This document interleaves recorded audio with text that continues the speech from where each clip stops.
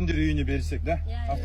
Бүгін 2015-2016 жылғы жасөспірімдердің арасында өткен Венгерс Кап республикалық турниріміздің 20 команданың ішінде чемпион атанған Ақтөбе Аль-Аят командасы. Кәм келеміз.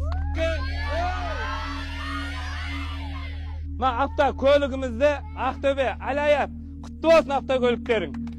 Молодцы. Сіздердің еңбектеріңіз, сіздердің осы тер төгіп осындай деңгей енді Шымкент келіп осы цель Nexia болған. Nexia-ны енді бұйырса ұтып алдыңдар.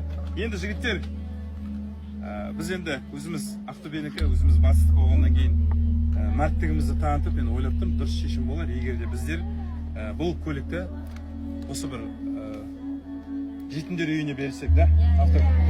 Келісесіздер ма? Сондықтан да осы көлік әге осы Шымкентте қала берсінші. Әбдішев, рахмет.